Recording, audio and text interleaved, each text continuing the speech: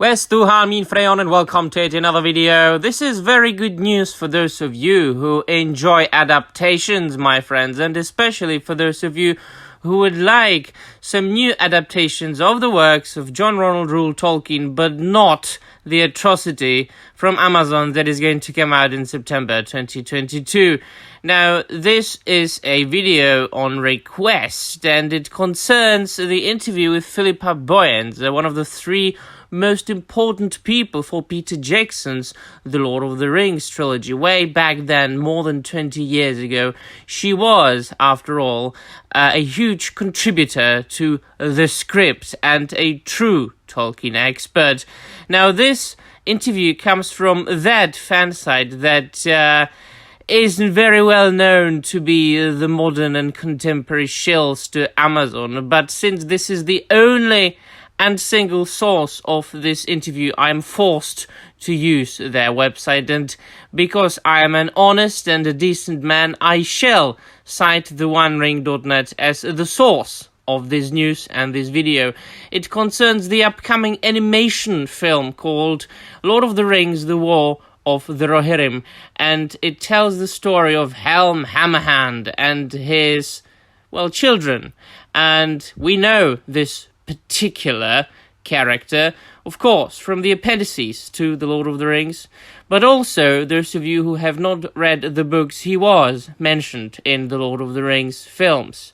First, just a little bit of lore knowledge. If you don't know Helm Hammerhand, a legendary and historical character from the history of Middle-earth, he was the 9th king of Rohan after his father, Gram, which is an interesting piece of trivia as well.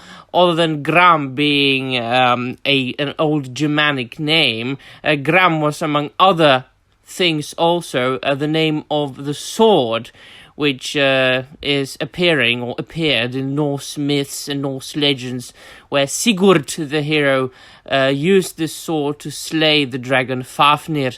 And as far as Tolkien's lore goes, Helm Hammerhand was in constant war with the Dunlendings, and namely then with a landowner who was a part of the Dunlendings, but also claimed that he was of the Rohirrim origin, and his name was Freka. And he had a son, and his son's name was Wolf. Now, you can notice that all these names are old Anglo-Saxon, old English names. And it only proves the fact that Tolkien based specifically the Rohirrim people and the people of the surrounding areas of Rohan of the Old English people, the Anglo-Saxons. You just read Beowulf, and it was as if you were reading about King Theoden. So the Freka guy wanted his son Wolf and a daughter of Helm Hammerhand, who is not named in the book, to get married. Because, of course, at the feudal period, people got influence by marriage. So it is only understandable that he wanted that. But Helm didn't want it. And so it happened that Freka gathered some of his retainers and went to a meeting with Helm Hammerhand. And there was a dispute during that meeting, during which Helm smote Freka with awesome strength and killed him. Now, the rest of the Dunlendings, they fled, but years later, Wolf, the son of Freka, came back and fought King Helm Hammerhand. Well, of course, a war followed, during which also the Corsairs of Umbar and the Easterlings were involved, as well as Helm Hammerhand on the other side with his sons, Hama and Haleth. And it so ended up with all three of them dying in the end. It is a tragic story, during which the daughter doesn't have that much of a role, but it is once again a war story. That is why it's mainly about the male characters being in war with each other, but this is all only understandable. And the Warner Brothers, they have decided to adapt this story to, well, a film, an animation film. And the executive producer, Philippa Boyens, who was also one of the producers and screenwriters for the Lord of the Rings trilogy by Peter Jackson, is providing us with some more detail. And before we delve into the interview, my dear friends, let me just point to one single fact that proves once again what the difference is between the approach of Peter Jackson and Philippa Boyens and Fran Walsh and what Amazon is doing right now.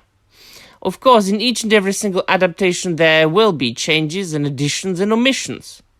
But if the lore is kept, if the core is kept, if the story is kept, all is okay. Not what Amazon's doing, changing absolutely everything. And the latest rumor, by the way, I've heard is that Celeborn is supposed to be dead in the Rings of Power, and that is not an encouraging thought. What is an encouraging thought, on the other hand, is what we will hear now. So let us dive into this. Executive producer Philippa Boyens is pretty pleased with the casting of The Lord of the Rings, The War of the Rohirrim. She says, it's exciting, we've been sitting on it for a little bit. But it all seemed to come together in an organic way, which is what you want, I think. Suddenly the right people come to the role. An oral tradition, Boyens says that bringing in Otto, because Miranda Otto, the actress who played Eowyn in The Lord of the Rings, will be the narrator of the story. As narrator was not an immediate decision, rather it was one that gradually emerged. She explains that Eowyn eventually felt like the natural way into the bloody and grim tale from Rohan's past. Her voice was familiar, she says, and then I think it started to come easily for the writers. She hopes that it will also help locate the story for film fans who are unfamiliar with deeper cuts from Middle-earth's history. Yet that was not the only reason an oral tradition felt fitting. Of course, it's also so fragmentary what we are dealing with in terms of the source material. It's little bits of references here and there, so the oral tradition felt kind of right. The oral tradition of her telling the tale, passing the tale on. She doesn't divulge to whom, but one guesses it is likely that her grandson, Barahir. Tolkien not only names Barahir in The Lord of the Rings, solving any potential rights access issues that would arise with the son, Elboron. He's also an in-world scholar and the author of the tale of Aragorn and Arwen. Helm Hammerhand, a complex and epic role. Boyens says that both the film's director Kenji Kamiyama and Warner Brothers SVP and producer Jason DeMarco were well aware of Brian Cox from his recent voice role in the English dub of Blade Runner Black Lotus. They're huge fans, of course, she says. Weirdly, years ago, and this is me aging myself, I tried to go and see Brian's performance as Titus Andronicus. She describes how this 1987 run of the Shakespeare tragedy directed by Deborah Warner has attained a legendary status. It was just one of those ones which was fresh and shocking, she says, and the Andronicus role, wasn't a role. This is from Brian himself, that many of the other actors were interested in taking on, but he connected to it. I couldn't get a ticket, but I had a couple of friends saw it who were just blown away, and they talked about the way in which his rage was fueled by this grief, and the underlying horror there was in the storytelling.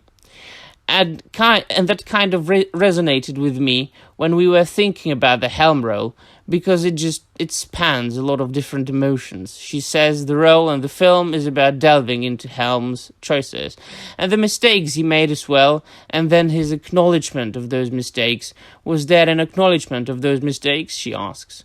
At different points she notes Helm's hot-temperedness and how he almost certainly underestimated the Rohirrim Lord, Wolf, who after his outlawed leads the downlanding invasion of Rohan. Yet I saw the tales of him slipping out of the Hornburg during the siege and attacking the camp for his people as literally someone trying, even with their bare hands, to protect the people as the king should, she adds. So he was a true manifestation of the king protector.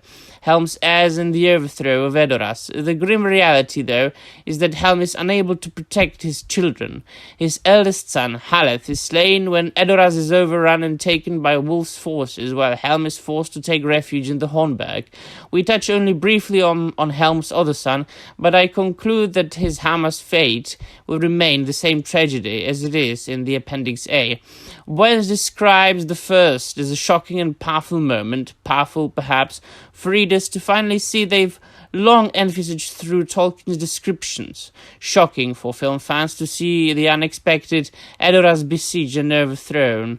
On the other hand, Tolkien leaves the fate of Helm's daughter unclear. In fact, he never names her, even though Freka's bid for her hand in marriage for his son Wolf is a key catalyst for war. Boyens concedes that we simply do not know a lot about her. Where we turn to, very deliberately, is to Ethelflaed, or the Lady of Mercians. Alfred the Great's daughter, Boyens says, and proceeds to provide a rapid-fire education of an era of British history that I'd barely known of until now. At this point, I would also call it English history, since it was already Anglo-Saxons. She never ruled as a queen per se. She's known as the Lady of Mercians, but she seems to step in when her people needed her. Ethelflaed was also really ingenious, which comes into play in the script. It was an idea that Kamiyama had, and he and the writers played with that. I can't tell you too much about it, but it's about how you save your life when you have very little to work with. It's a statement that seems to suggest that Helm's daughter, who they've chosen to name Hera, will play some key role after the fall of Edoras to Wolf and the death of Haleth. And I really don't think that Professor Tolkien would hate this, Boyens says, because I always see him as a bit of a Mercian himself, being from Midlands. And that's the difference between what they are doing and what Amazon is doing. They are really taking characters that appeared in the books, and the only downside I see in the name of Hera, which she explains it a little bit, why they named her Hera, but it's not enough for me. They could have chosen a really, true existing recorded Anglo-Saxon name starting with H. But we will see here. Hera, so named as a nod to the Anglo-Saxons. Unsurprisingly, the name Hera is chosen for alliterative effect. Helm, Haleth, Hammer, Hera. Yet Boyens reveals that wasn't initially the case. Someone suggested another name, and I went, nope, it's gotta start with H, or her, sorry, she says. Actually, friend Walsh named her. I told her we were stuck. It's actually Hera. I get a quick pronunciation lesson and discover the air functions that like the in her. For non-English speaking people, I think that we all know how this is pronounced. That's why it has the accent, not so much based on the Greek goddess Hera, but a nod to the Anglo-Saxon. And I like to think she wasn't a character that the writers tried to create wholesale, pulling things out of thin air. Hera is very much drawing from sources that fit the storytelling that Tolkien himself is drawing on. So if they want to, if you want to call it fill in the gaps, they are reaching for Anglo-Saxon tales and old English stories, which of course are those stories that directly inspired the Rohirrim. So it's not what Amazon seems to be doing, like trying to fit Tolkien stories into today's world and today's narrative and giving it today's message. That is something what Warner Brothers and Philippa Boyens doing, what I like very much indeed. And in case you're wondering, Boyens confirms that neither Fran Walsh nor Peter Jackson have an official production role. It's more that since they're long-time collaborators and have so much experience with Tolkien's Middle-earth, there's sometimes just a natural sounding board for ideas. I also want to give a shout-out to Gaia Wise, who voices Hera. I think you guys are going to fall in love with her. She's fantastic. She's amazing. She just had such innate sense of who the character is and how to play her. She was great. She had a very natural sense of fieriness, but without it being petulance, defiance. Muma Kill, mercenary, and money. While we're discussing events at Edoras, conversation inevitably veers toward the Muma Kill that were prominent in the initial concept art released in January. Boyens agreed that the Wandering.net suggestion about why Muma Kill might be present at the siege of Edoras, it is quite understandable, isn't it? It does not need to be spelled out. But let us continue. A lot of your supposition was right in that article from our viewpoint, she says. She more or less adds only a single word to that, mercenaries, which was of course mentioned in the books, or corsairs, or whatever. I think it works. I think it's not against what you would infer from what we know. That might perplex him, but Tolkien Gateway seems to provide an element of support. The word variag, as in the varyags of Kant, is a Slavic word derived from the Norse varingar, mercenary people. Moreover, Tolkien's notes to translators imagine the corsairs as similar to the Mediterranean's corsairs, sea robbers with fortified bases. During the 16th century, the Barbary corsairs of the Mediterranean regularly used wealthy backers to finance their raids, and in turn paying them a share of the plunder. In order to understand the use of those ideas, Boyens says, you need to understand the character of Wolf and the position that Wolf is in, and had found himself in, and who he would be turning to. At this point, she pulls in another fact, mentioning the great wealth of Wolf's father, Freka. His father was not an insignificant lord of Rohan. He had indeed grown fat and prosperous, she says, referencing Helm's comment in Appendix A about Freka's large waistline. Boyens doesn't expand any further, but nobody cares about your own guess, thewandering.net. What I like is that the very few holes they are trying to fill in the story, the original story, they are very well thought of and thought through, and they are reaching to the actual history of the Anglo-Saxons, of the Old English people, the Mercians. There was the very stories that influenced Tolkien in writing the stories about the Rohirrim. See, the Rohirrim and the Anglo-Saxons are so much connected in my mind that I almost misspoke and used the word Anglo-Saxons for the Rohirrim. And even though I'm still not a fan of adaptations, and I would not touch Tolkien's work ever again, not adapt them, not make a sequel, not make a prequel, not make a remake of anything, just read the books. I will admit that if I had to choose between the War of the Rohirrim and the Rings of Power, I will choose the War of the Rohirrim 1,000 times, 100,000 times over the Rings of Power. And I am quite interested in this particular animated movie. And actually, I can't wait to see it. Let me know in the comments down below what you think about it. I would only change the name of Hera, but that's a minor complaint. And that will be all. Thank you very much for watching, and Namarie.